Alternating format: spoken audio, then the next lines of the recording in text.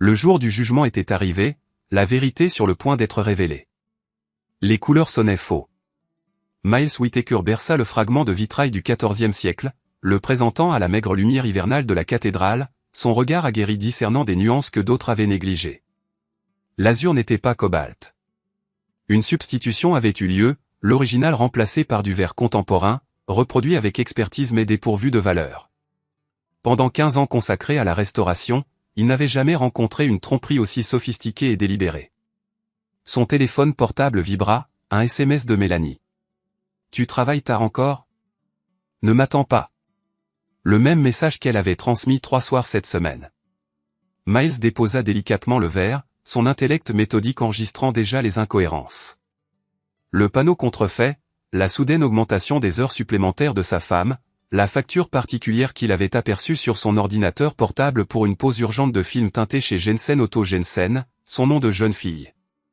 Miles pilota sa voiture vers la maison à travers le paysage hivernal austère de la haute vallée de l'Hudson, traversant des étangs figés et des érables dénudés qui semblaient agripper les cieux sombres. Leur résidence se dressait solitaire sur 12 acres, son atelier grange situé derrière le bâtiment principal comme un fidèle compagnon canin. Tout semblait ordinaire, sauf les minuscules détails qui criaient à la tromperie à celui qui était formé pour détecter les fraudes à la restauration. À l'intérieur, il navigua à travers des pièces qui lui semblaient étrangement étrangères. Dans son atelier, les outils avaient été déplacés d'axes en grave peine 1 centimètre. Son coupe-verre ancien reposait à côté d'une pince moderne, un outil qu'il n'avait jamais possédé. Un intrus était présent, quelqu'un d'assez familier avec les lieux pour presque remettre les objets à leur place. Miles récupéra son ordinateur portable et accéda aux enregistrements de sécurité de la maison. Rien de flagrant, mais dans la caméra de la cuisine, il discerna le reflet de Mélanie dans la porte du micro-ondes, engagée dans une conversation sur haut-parleur. Ses lèvres articulaient avec vivacité, riant de quelques plaisanteries. L'horodatage indiquait hier après-midi, une période où elle avait affirmé souffrir d'une migraine. Il amplifia l'audio, employant un logiciel utilisé pour l'authentification des enregistrements historiques afin de filtrer les bruits parasites. Des fragments remontèrent à la surface. Il ne remarque jamais rien, à part ses fenêtres idiotes. 15 ans que ça dure, Richard. Peut-être que le moment est venu. La grange a plus de valeur qu'il ne le soupçonne. Richard. Un nom peu commun parmi leurs connaissances. Miles accéda aux albums de photos archivés de Mélanie, numérisés lors de leur mariage 18 ans auparavant. Là, son premier mari, Richard Jensen, celui qu'elle avait prétendu avoir péri dans un accident de voiture en 2006. Miles sentit une sensation glaciale s'installer dans sa poitrine, semblable à celle ressentie lorsqu'il découvrait qu'un artefact inestimable avait été profané. Cependant, il ne s'agissait pas d'histoire, mais plutôt de son existence étant systématiquement sapée par celle qui partageait son lit. Il consacra l'heure suivante à des recherches. Richard Jensen possédait 3 concessions automobiles dans le comté de Columbia. Bien vivant, extrêmement prospéré, selon les registres publics, il avait divorcé de Mélanie en 2005, un an avant qu'elle n'ait informé Miles du décès de son défunt mari. La porte s'ouvrit vers l'intérieur. Les talons de Mélanie résonnèrent sur le parquet, accompagnés du bruissement de sacs de course. « Miles, j'ai pris le dîner dans ce restaurant thaï. » Il désactiva l'ordinateur portable et se dirigea vers la cuisine, scrutant sa femme avec une perception renouvelée. 43 ans, cheveux auburn, coiffure toujours impeccable, des vêtements qui dépassaient ses dépenses mensuelles d'atelier. Elle semblait fatiguée, mais pas par ses obligations professionnelles. Son rouge à lèvres portait la trace d'une application récente. « Comment s'est passée ta journée ?» demanda-t-il. « Épuisante. Les réunions budgétaires se sont prolongées jusqu'à 8 heures. » Elle évita son regard, se concentrant sur le déballage des récipients. « Comment avance le projet de la cathédrale ? » Quelqu'un a trafiqué les panneaux. Sa main se figea sur un couvercle de récipient. « Qu'est-ce que tu insinues ? » Remplacer des composants authentiques par des imitations. Un travail extrêmement professionnel, presque imperceptible. C'est affreux. Elle reprit le déballage, mais ses mouvements étaient devenus mécaniques. Tu as une idée de qui pourrait commettre un tel acte ? Miles l'observa méticuleusement. Quelqu'un qui a accès. Quelqu'un qui comprend la valeur mais néglige la préservation de l'histoire. Mélanie posa des assiettes sur le comptoir avec une force excessive. Eh bien, tu vas découvrir la vérité. Tu le fais toujours. Après le dîner, Miles se retira dans son atelier, tandis que Mélanie prétendit être épuisée et se coucha prématurément. Cependant, son téléphone portable resta actif jusqu'après minuit, la lumière bleue émanant de sous la porte de leur chambre. Il consigna ce détail, parmi d'autres nombreux, qui brossaient un portrait qu'il avait été trop confiant pour percevoir. Le lendemain matin, Mélanie partit pour son travail, vêtue d'une robe qu'il ne lui avait jamais vue, portant un sac de sport dans lequel, affirmait-elle, se trouvaient des affaires de sport. Miles attendit 30 minutes, puis se rendit en voiture à l'immeuble de bureau où elle travaillait à Albany. Sa voiture était absente du parking. Selon la réceptionniste, Mélanie avait pris un jour de congé personnel. Miles ressentit le calme familier qui l'envahissait lorsqu'il se livrait à des restaurations particulièrement délicates. L'émotion briserait le verre, la précision dévoilerait la vérité. Il contacta Thomas Eldé, un ancien ami qui avait pris sa retraite de l'enquête d'assurance pour se consacrer à la recherche généalogique. Ils se connaissaient depuis leurs années d'université, liés par une appréciation commune pour le travail de détective méthodique. « Tom, j'ai besoin d'un service. Une enquête discrète sur les antécédents d'une personne. Personnelle ou professionnelle ? Les deux. Richard Jensen. Propriétaire de Jensen Auto Group dans le comté de Columbia. » Thomas marqua une pause prolongée. « Miles, pourquoi t'intéresses-tu à Dick Jensen ? Tu le connais ? » ?»« Je sais qui il est. Une figure locale, qui se croit toujours le quarterback vedette du lycée. Il a une réputation auprès des femmes mariées. Quel est ton intérêt ? » Miles choisit ses mots avec soin. « Il pourrait être lié à une activité frauduleuse sur laquelle j'enquête. Je vais commencer quelques enquêtes. Laisse-moi une journée. » Ce soir-là, Mélanie rentra à la maison, animée et communicative, posant des questions détaillées sur ses travaux à la cathédrale. Son intérêt soudain lui parut artificiel. Miles répondit tout en documentant mentalement ses réactions. Lorsqu'il mentionna un éventuel détournement d'assurance impliquant des artefacts volés, elle devint réticente. « Tu ne cours aucun danger, n'est-ce pas ? » demanda-t-elle. « En enquêtant sur un vol d'art ? » Difficilement. Cependant, elle l'observa avec une intensité renouvelée, comme si elle calculait les risques. Thomas le contacta le lendemain matin avec des informations préliminaires. Richard Jensen était bel et bien vivant, divorcé 2 fois, actuellement célibataire. Ses concessions étaient lucratives, mais fortement endetté.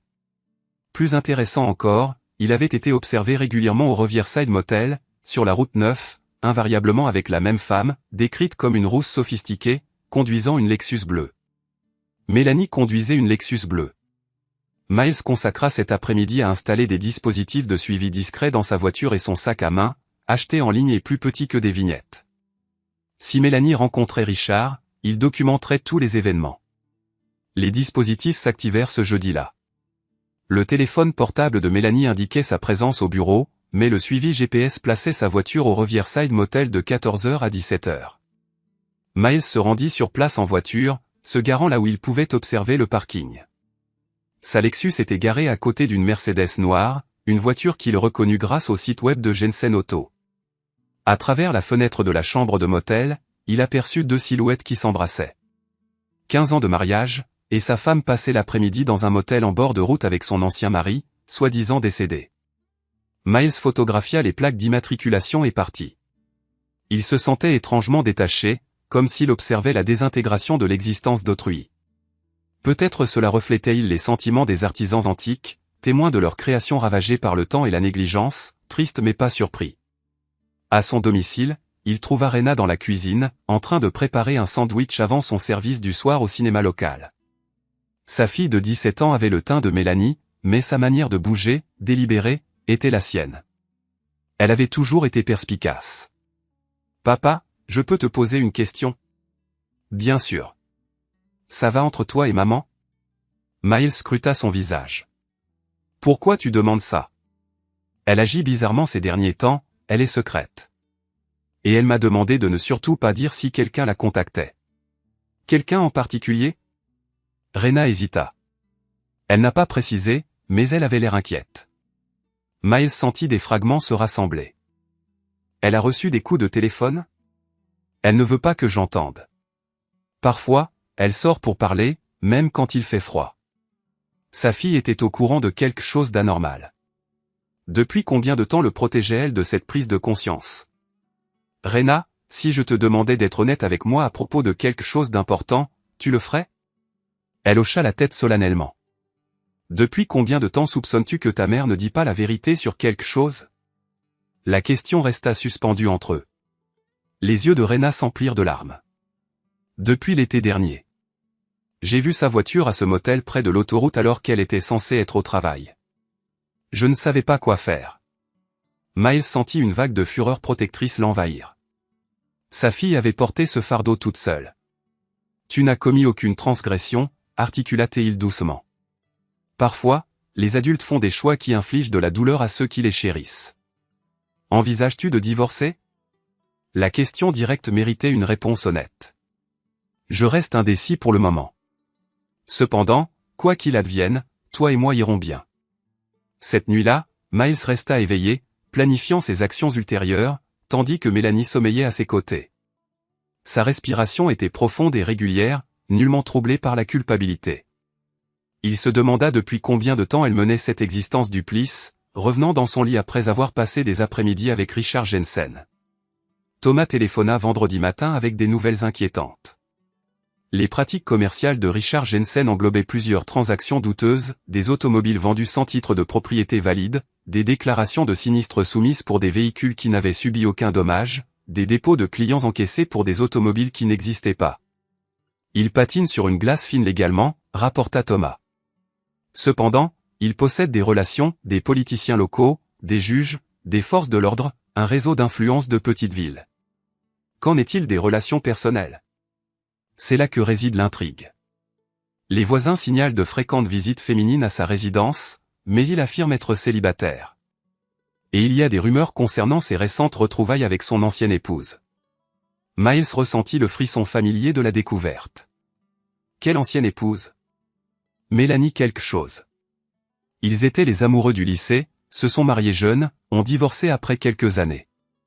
La rumeur dit qu'elle s'est remariée, avec un type tranquille qui a déménagé vers la vallée. Le type tranquille?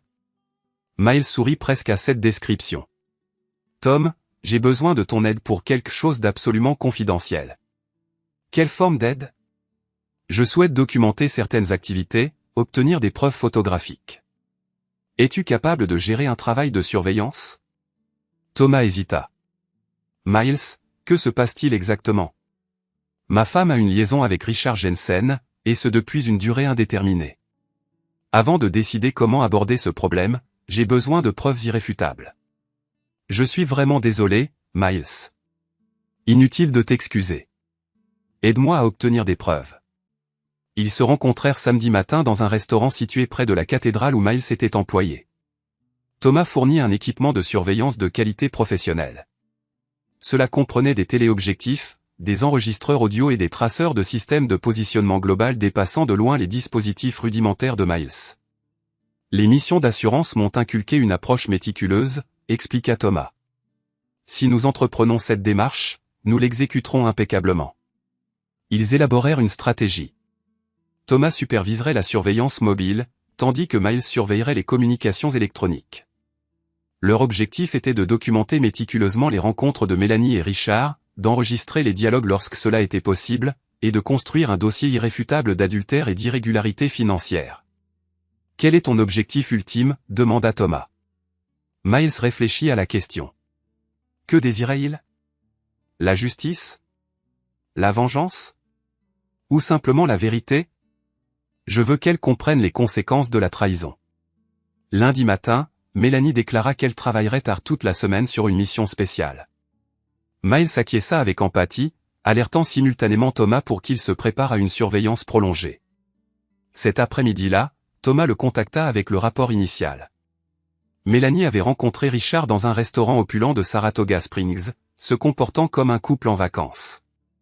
Ils s'étaient pris les mains à travers la table, avaient partagé des baisers passionnés sur le parking et s'étaient rendus séparément dans un hôtel de charme. Ils ne cachent pas leur liaison, observa Thomas, du moins pas aux étrangers. Miles sentit un durcissement intérieur. Mélanie affichait son infidélité, assurée de son ignorance. Mardi apporta des nouvelles encore plus désastreuses. Thomas avait observé Mélanie et Richard dans une agence immobilière, examinant des annonces immobilières. Ils avaient passé 2 heures avec un agent, recherchant manifestement une résidence ensemble.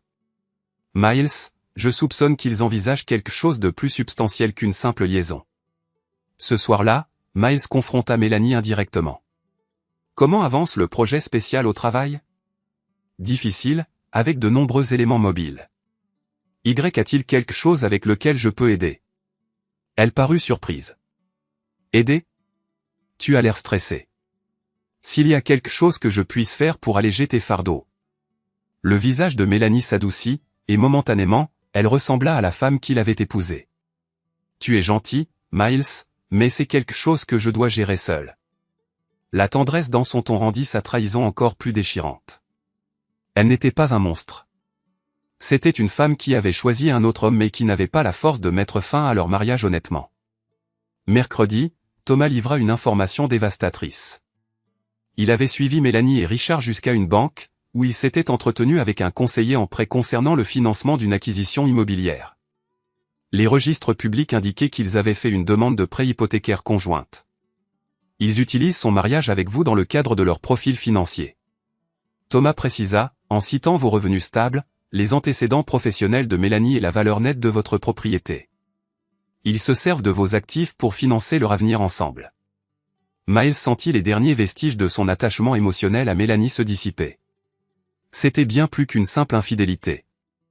Cela constituait une tromperie financière calculée. Il y a plus, continua Thomas. J'ai mené une enquête plus approfondie sur Jensen. Il rencontre d'importantes difficultés financières. Les concessions automobiles sont en difficulté, il est en défaut de paiement sur plusieurs prêts, et il y a des allégations de détournement de fonds de clients. Je pense qu'il exploite votre femme pour avoir accès à vos actifs. Que voulez-vous dire? Votre maison a une valeur substantielle. Votre atelier abrite de précieux outils anciens et des objets d'art en verre.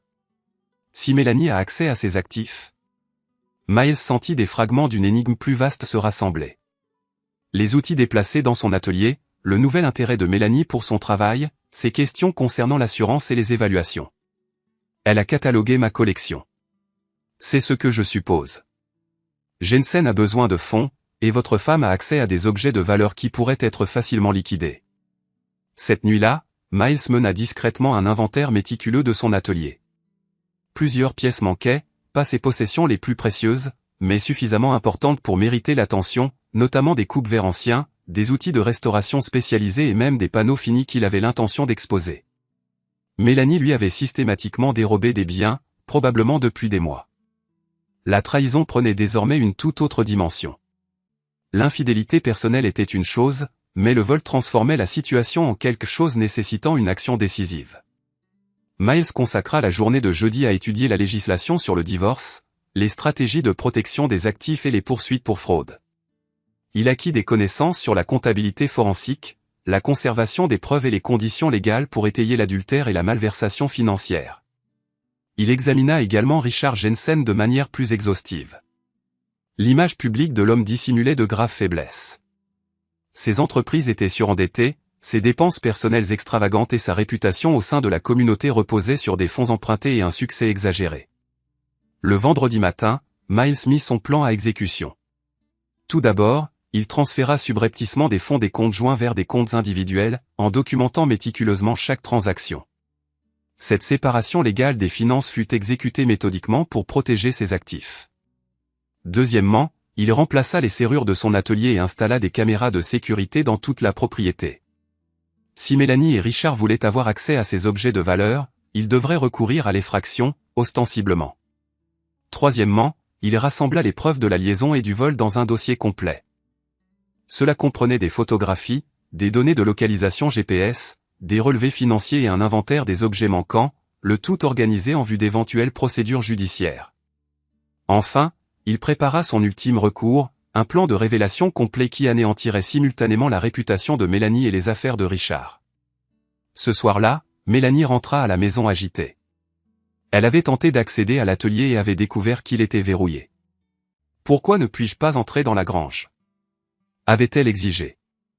Amélioration de la sécurité. Il y a eu des vols dans les environs, et je dois examiner quelque chose à des fins d'assurance. Miles l'examina directement. Quelle fin d'assurance? Elle hésita. Juste une mise à jour de la police, pour s'assurer que tout est correctement couvert. Je gère toutes les questions d'assurance, et je l'ai toujours fait. Le visage de Mélanie rougit. Très bien. Mais je devrais avoir accès à toutes les zones de notre propriété. Notre propriété? Répéta Miles lentement. Un choix de mots intéressant. Elle sembla reconnaître son erreur. Tu comprends ce que je veux dire. En fait, je ne suis plus certain de comprendre. Le samedi matin, Thomas appela avec des nouvelles urgentes. Il avait observé Richard Jensen en train de rencontrer plusieurs hommes en costume coûteux dans sa concession automobile. La conversation avait été animée, avec une tension évidente. Il semble que ce soit des créanciers, rapporta Thomas. Jensen rencontre de graves difficultés financières. Je crois qu'ils lui ont lancé un ultimatum. Cela clarifia l'urgence des activités récentes de Mélanie et Richard. Ils ne planifiaient pas simplement un avenir ensemble. Ils élaboraient une fuite, financée par les actifs de Miles. Miles résolut d'accélérer son calendrier. Cet après-midi-là, il se rendit à la principale concession de Richard Jensen, une salle d'exposition étincelante remplie de véhicules de luxe. Richard lui-même était facilement reconnaissable, conservant une certaine beauté d'ancien car arrière en déclin, mais avec les traits adoucis des excès de la quarantaine. Miles s'approcha de l'espace de vente avec désinvolture, simulant de l'intérêt pour les voitures tout en observant les interactions de Richard avec les clients et le personnel. L'homme était suave, sûr de lui et habitué à obtenir ce qu'il voulait par le charme et la manipulation. Cependant, Miles détecta de subtils indices de stress. Richard vérifiait son téléphone sans cesse, parlait sèchement à ses employés et semblait distrait pendant les présentations de vente. Un homme accablé est susceptible de commettre des erreurs. Puis-je vous aider à trouver quelque chose? Richard s'était approché sans que Miles ne le remarque. De près, Richard Jensen était moins impressionnant. Des vêtements coûteux ne pouvaient masquer des yeux faibles et une bouche qui devenait cruelle quand il se croyait hors de portée des regards. Je regarde juste, répondit Miles d'un ton neutre. Je suis Dick Jensen, le propriétaire de cet établissement. Quel type de véhicule vous intéresse? Miles croisa son regard sans ciller. Quelque chose de fiable. J'ai vécu des expériences désagréables avec des individus qui font des promesses qu'ils ne peuvent tenir. Le sourire de Richard vacilla légèrement. Eh bien, vous êtes au bon endroit. Je garantis chaque véhicule sur ce terrain. C'est rassurant. Je déteste être trompé. Quelque chose dans le ton de Miles incita Richard à l'examiner plus attentivement. Est-ce que je vous reconnais? Je ne crois pas que nous ayons été formellement présentés.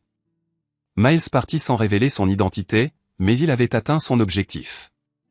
Richard Jensen était exactement comme il l'avait anticipé, un homme faible feignant la force, subsistant grâce à des fonds empruntés et à une confiance volée.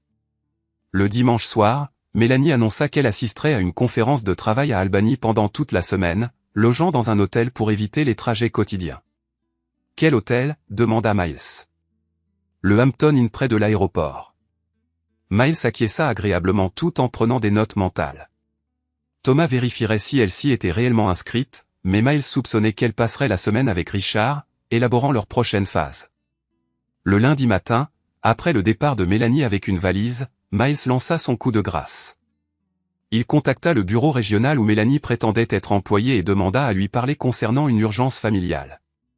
Après avoir été transféré plusieurs fois, il apprit que Mélanie avait pris un congé personnel pour tout le mois.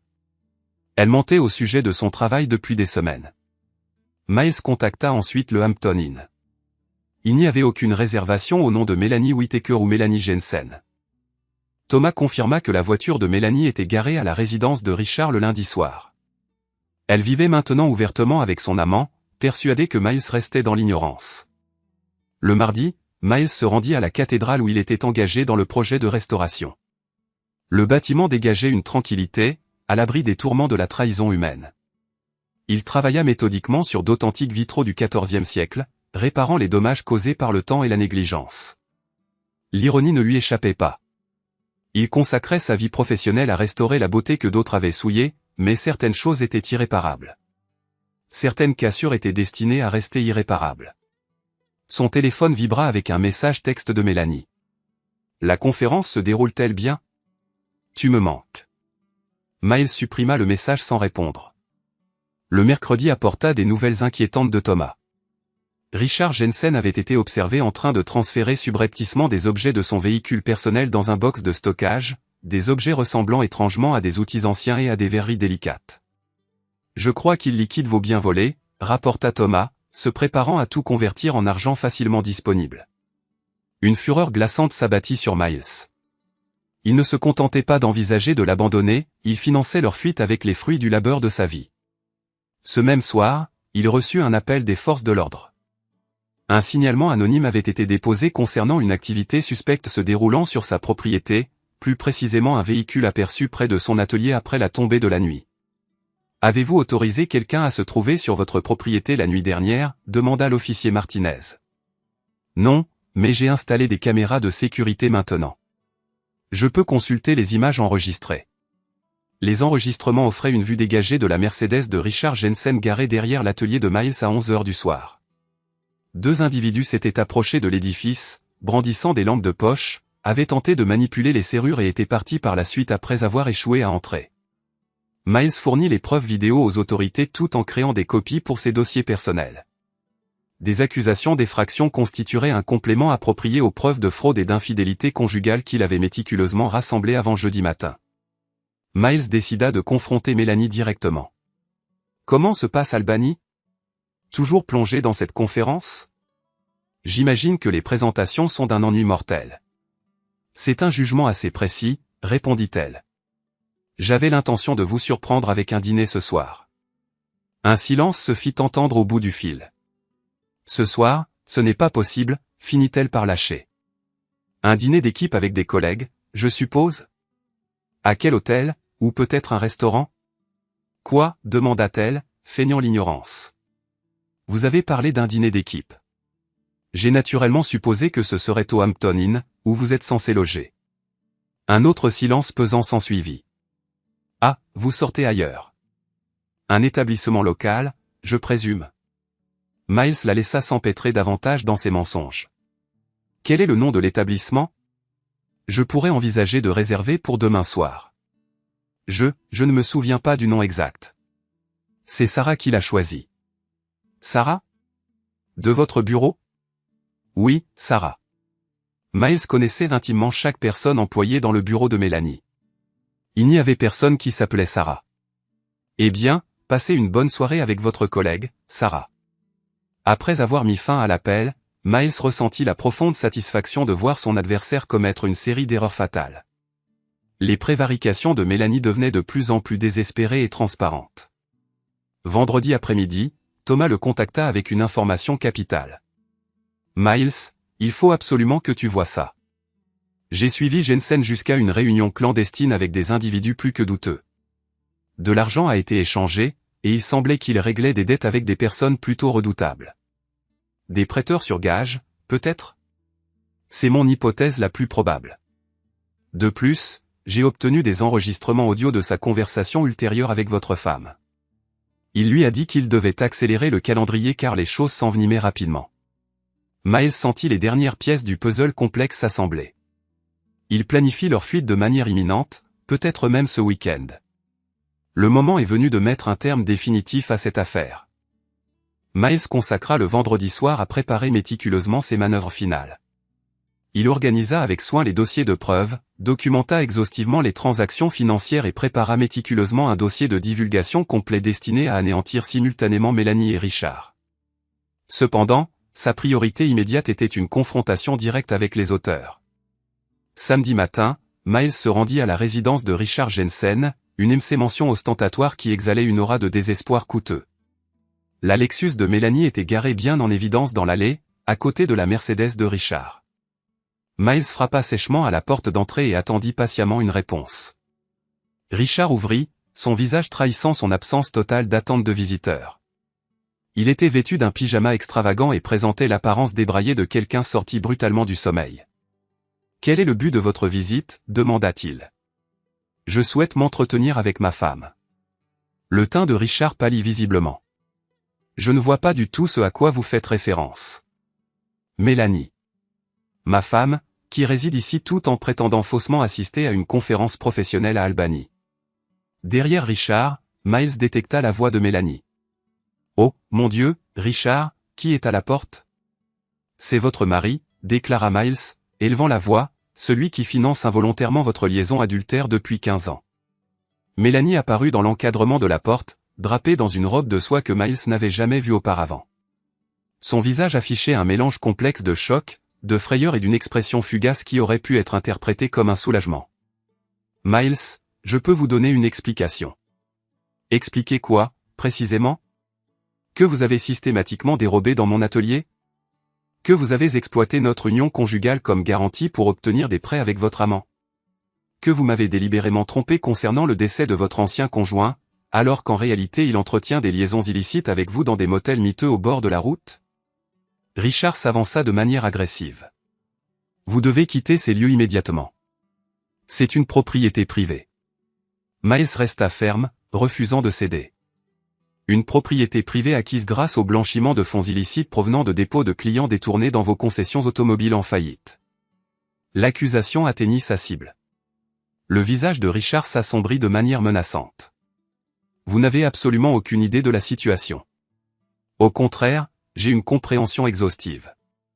Je suis parfaitement conscient des titres de propriété manquants, du stratagème élaboré de fraude à l'assurance et du détournement systématique des fonds des clients que vous avez perpétré pour maintenir votre style de vie extravagant. Je suis également au courant de la réunion clandestine que vous avez organisée hier avec des usuriers afin de régler vos dettes croissantes, en utilisant des fonds dérobés directement dans mon atelier. Mélanie et Richard échangèrent des regards furtifs, empreints de panique. Miles, s'il te plaît, implora Mélanie, pouvons-nous avoir une discussion privée à ce sujet ? Nous sommes actuellement engagés dans une discussion privée. Rien que nous trois. Il n'y aura plus de fabulation, plus de secrets cachés. Je suis parfaitement informé. Il sortit son téléphone portable et afficha une série de photographies compromettantes. Des images illustrant vos liaisons clandestines dans divers restaurants, hôtels et agences immobilières. Des données GPS traçant méticuleusement les déplacements de Mélanie, et des relevés bancaires soigneusement documentés qui attestent de vos transactions suspectes. 15 ans, poursuivit Miles implacablement. Vous me trompez systématiquement depuis 15 ans. Avez-vous jamais éprouvé de véritable affection pour moi ? Ou n'étais-je que la façade commode pour dissimuler votre véritable relation ? Mélanie céda aux larmes. Ce n'était jamais censé se dérouler ainsi. Comment était-ce précisément censé se dérouler ? Vous pillez systématiquement tout ce que j'ai travaillé avec acharnement à accumuler, vous disparaissez dans la nuit sans laisser de traces, et me laissez perpétuellement tourmenté par la question lancinante de mes transgressions ? Richard en avait assez des injures verbales. Écoute, mec, ces choses arrivent couramment.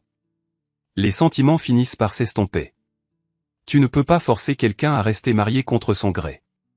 Miles reporta son attention sur Richard. Tu as raison sur un point. Je ne peux pas la forcer à rester mariée avec moi.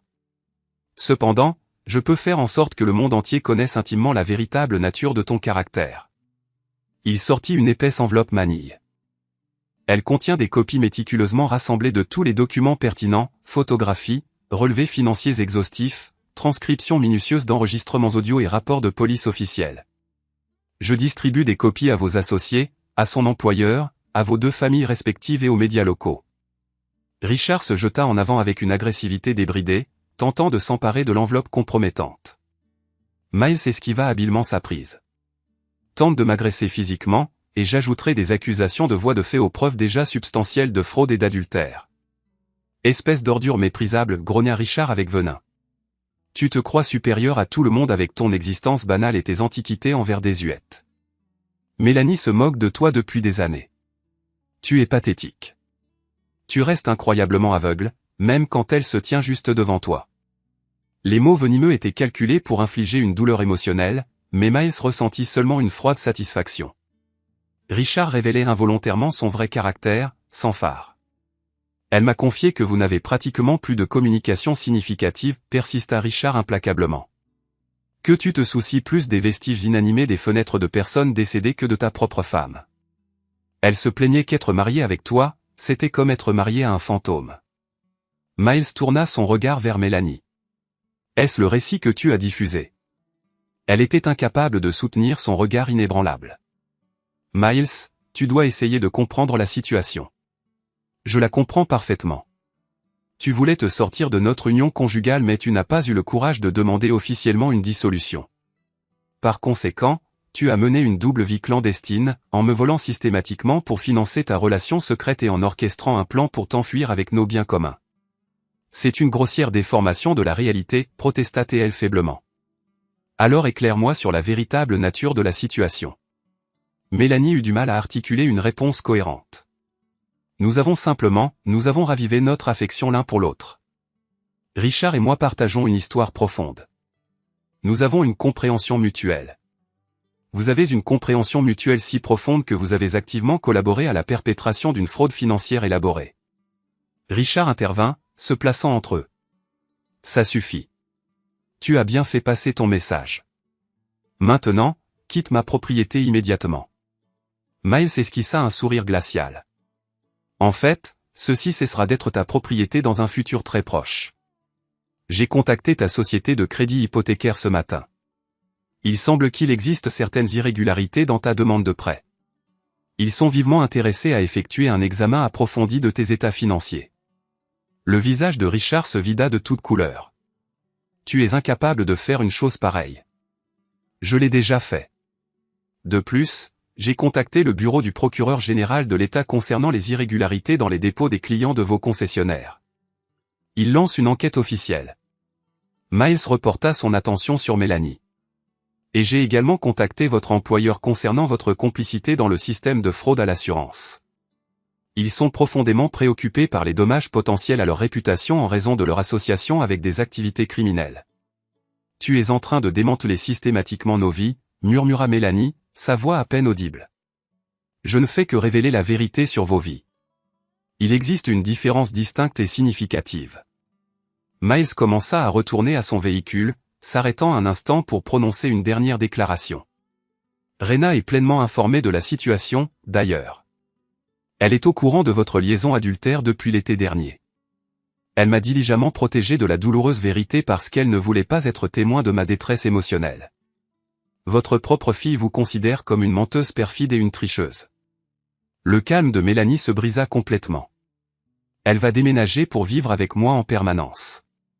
Je dépose une demande de garde d'urgence en raison de votre instabilité financière précaire et de vos fréquentations douteuses. Tu es incapable de me priver de ma fille.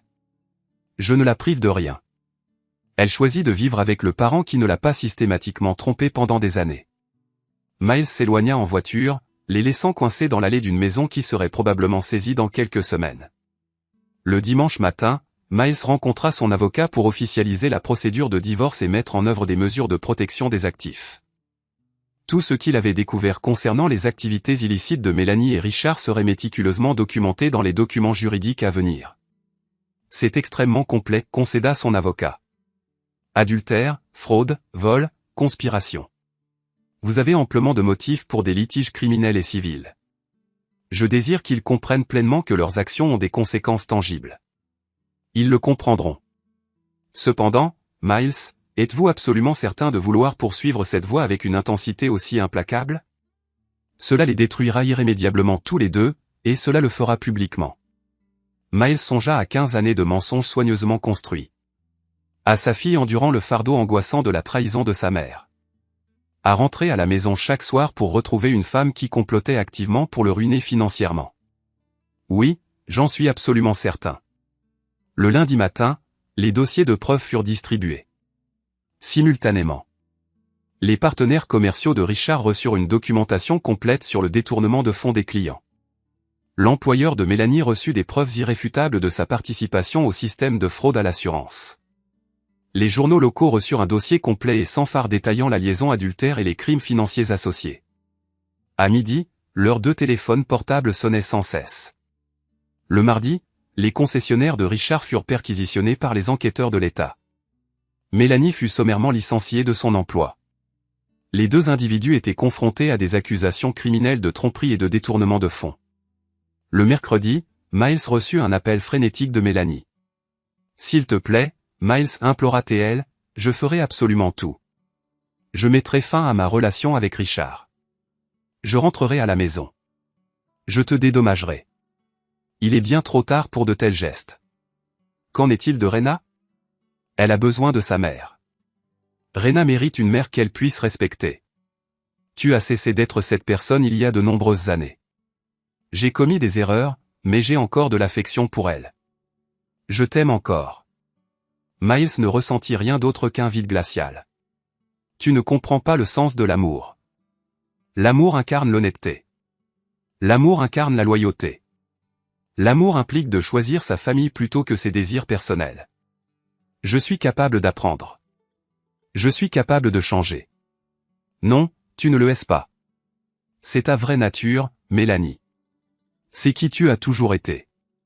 Le jeudi apporta la révélation que Richard Jensen avait fui la ville, laissant derrière lui d'immenses dettes et des créanciers enragés. Ses concessionnaires étaient fermés, les clients réclamaient le remboursement des dépôts sur des automobiles qui se sont avérées inexistantes, et de nombreux organismes d'application de la loi étaient à sa poursuite. Mélanie se retrouva isolée, sans emploi et confrontée à des accusations criminelles. Le vendredi soir, elle se matérialisa au domicile de Miles, apparaissant débraillée et désespérée. « Puis-je entrer ? J'ai besoin de parler à Rena. Elle ne veut pas te voir. C'est ma fille. Alors tu aurais dû y réfléchir avant de passer 15 ans à la tromper. » Miles commença à fermer la porte, mais Mélanie exerça une pression contre elle. « C'est aussi ma maison. » »« Non, ce n'est pas le cas. J'ai rayé votre nom de l'acte de propriété hier. Cela s'est avéré étonnamment facile une fois que j'ai documenté la fraude. Vous ne pouvez pas me faire subir cela. Je n'ai nulle part où habiter. » Miles examina la femme qu'il avait autrefois chérie et ne ressentit que de la pitié.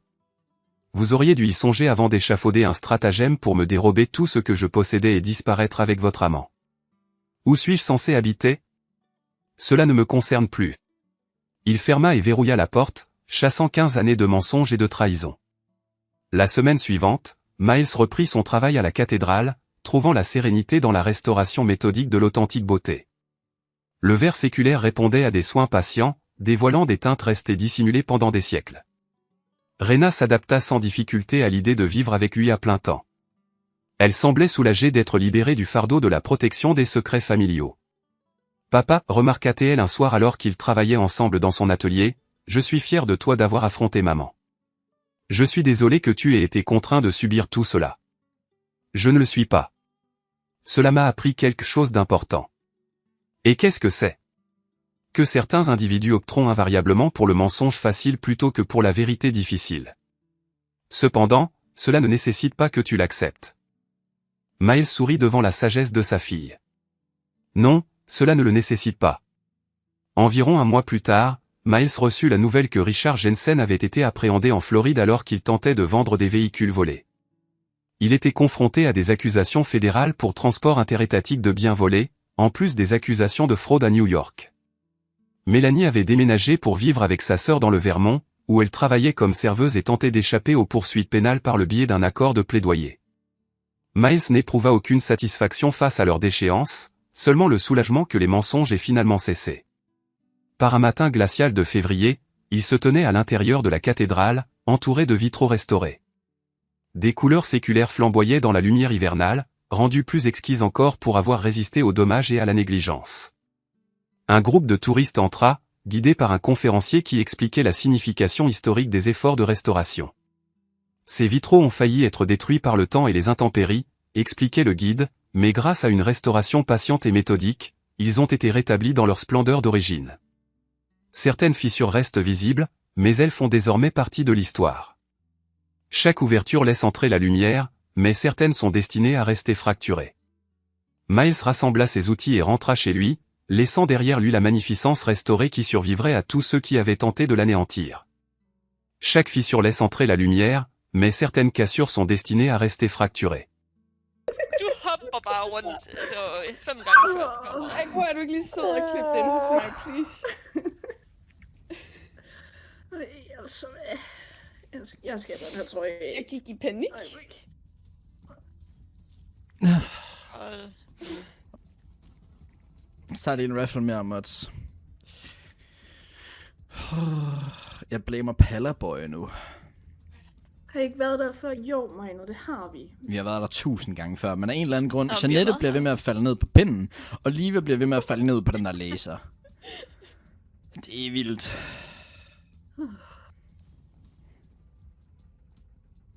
Okay, fuck. Okay, nu skal jeg lige se her.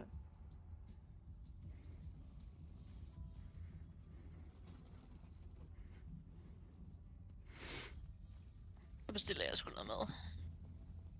Hvad skal du have? Det skal være mega. Jeg Det er bestiller fordi, det på Mac'en. jeg hoppede, da vi kom hen til laseren, men der var I ikke med, så jeg prøvede at hoppe tilbage, og så faldt jeg ud over kanten. Hvorfor var du tilbage også? Fordi jeg ikke kunne komme over, så ville jeg lande lige på laseren, fordi I ikke var med. Hvad skal du F for, Eko? Nå, Liva POV. Jeg skal lige se det her klip.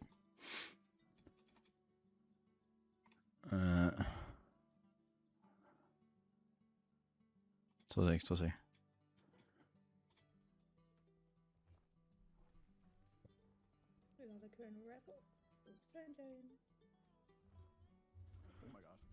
Kan vi få en raffle med Det ud gik også til? skidt der. Nej, hvorfor er det...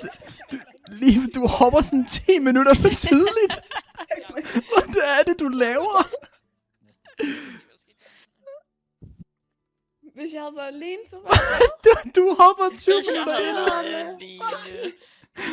Den lund... Oh my gosh, Du der er hopper før legit... den overhovedet begynder at reverse. Det er faktisk sindssygt.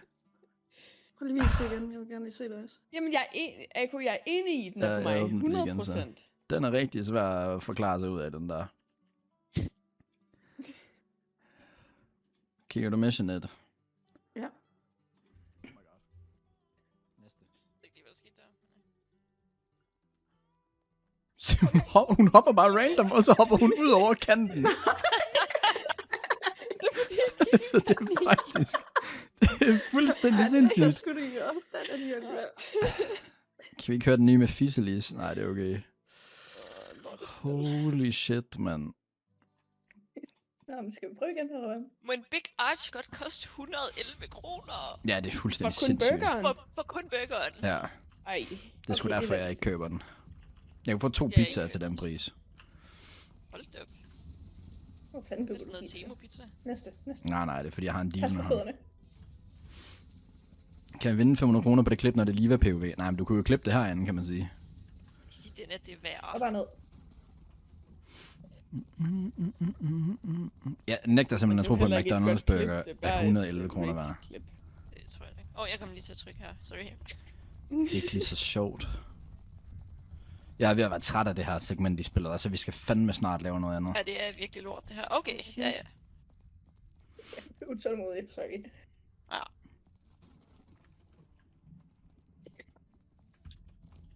Okay, vi lytter bare ikke til timeren, så det er også fint nok. Jeg Vi det skal er ikke bruge tidligt, timer men til altså- det her. Hvorfor? Den kører sgu da. Godt hoppet her, Smilla. Trykkede egentlig også på klip, men det virkede low-key ikke.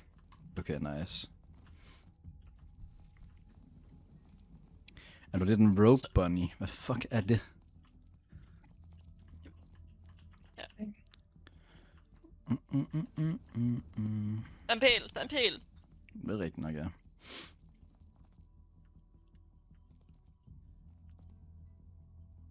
Kommer mit yndlingssted jo. Ja.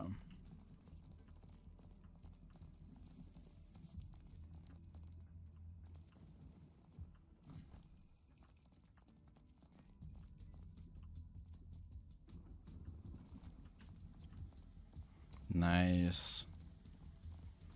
Man skulle tro, I var pros. Pas nu på med at sige det for hurtigt. Se, jeg er lige i hvert fald der. Okay, det er min skyld, eller hvordan? Ja, det var fucking af, mand. Eventuelt google det. Nej. Mats, kan I ikke lige køre en poll i chatten på, om vi skal bande Mo?